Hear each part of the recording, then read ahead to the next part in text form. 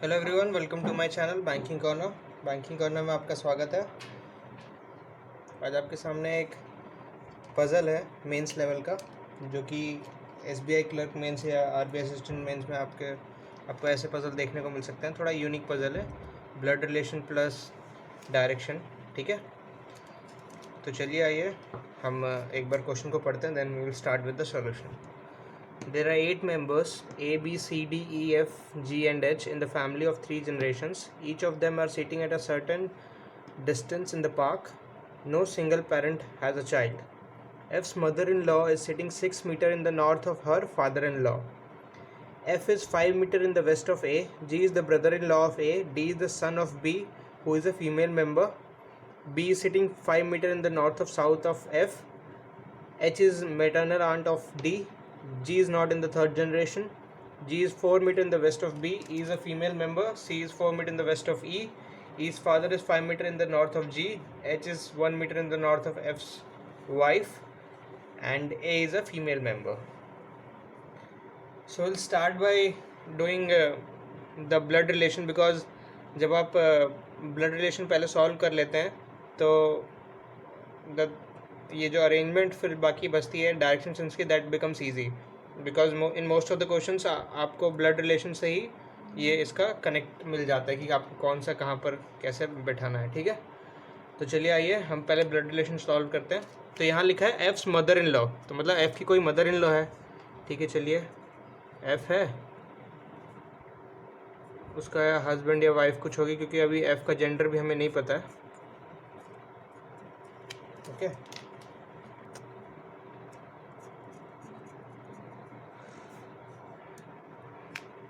F है, उसका कोई हस्बैंड या वाइफ होगी, क्योंकि एफ़ का भी हमें जेंडर नहीं पता है।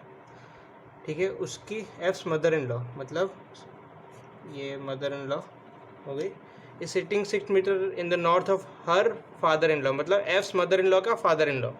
तो मदर इन लॉ का फादर इन लॉ मतलब इसका हस्बैंड का फादर।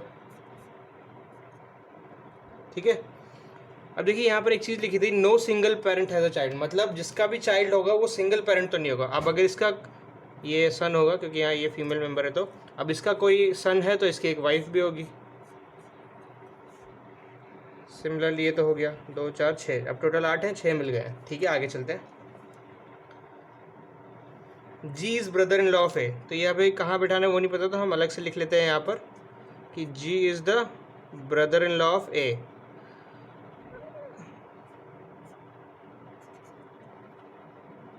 Bro in law. ठीक है, अब ए का जेंडर है, लेकिन हमें पता नहीं वो क्या है। D is the son of B. ठीक है, D is the son of B, who is the female member, तो बी जो है एक फीमेल मेंबर है। Okay, done. H is maternal aunt of D, maternal aunt मतलब उसकी मदर की सिस्टर, कौन है, H. Okay, done. G is not in the third generation, G जो है थर्ड जनरेशन में जी नहीं है। ठीक है, ये याद रखना है, जी थर्ड जनरेशन में नहीं है। ओके,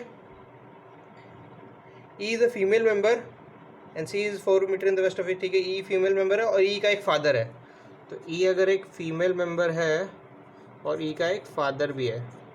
ठीक है, done. H is 1 metre in the north of F's wife, अब एफ की वाइफ है, मतलब एफ एक मेल है और उसकी एक वाइफ होगी। A is a female member, A क्या है, फीमेल मेंबर है। अब देखिए ये जो कॉम्बिनेशन है डी बी एच, ये आपको कहाँ बैठा हुआ देख सकता है कि डी एक सन है, तो यहाँ तो होगा नहीं। ठीक है, यहाँ हो सकता है कि डी एक सन, ठीक है, बी उसकी मदर और उसकी एक सिस्टर होगी एच। ये कॉम्बिनेशन यहाँ सही बैठ रहा है। ठीक है, और अब देखिए G is the brother in law of A, तो कैसे होगा, अगर जी को ब्रदर इन लॉ बनाना है ए का, और जी थर्ड जनरेशन में था नहीं, और यही एक जनरेशन बच गया, 1 2 3 4 5 6 7।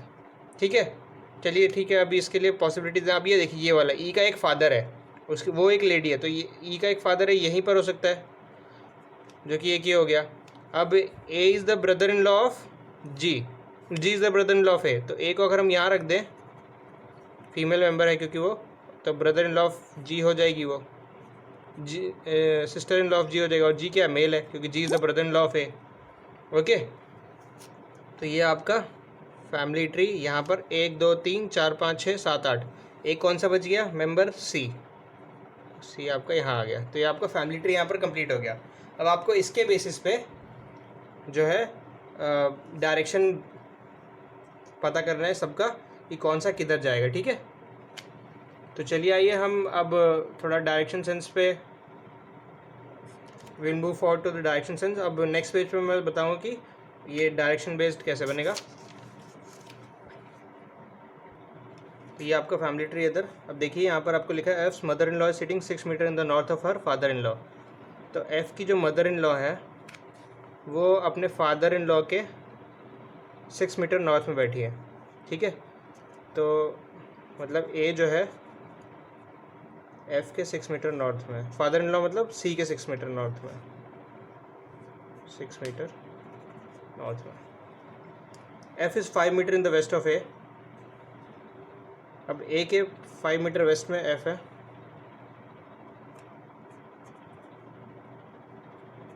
Metre. G D is the son of B. ठीक है, B is 5 metre in the south of F.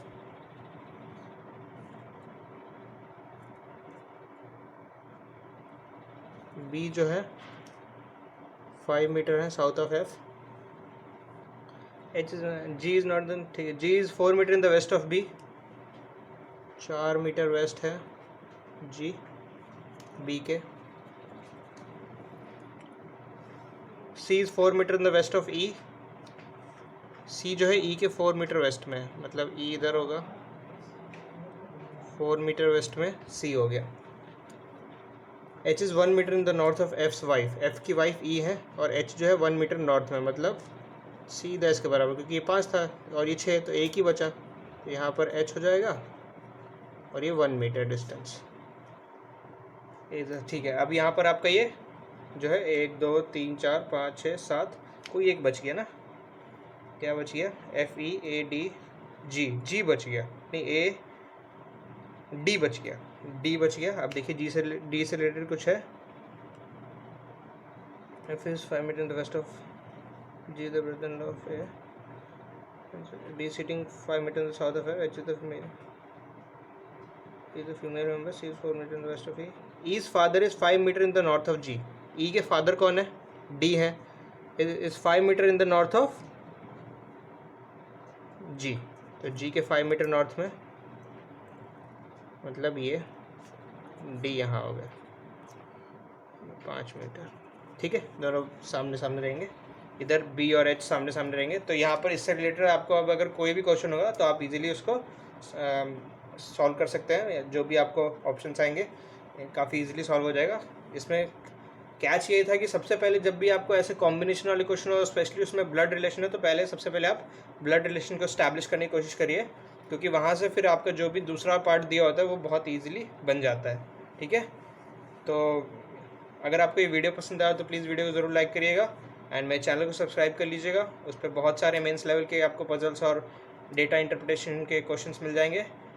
So keep watching, तब तक के लिए थैंक यू सो मच।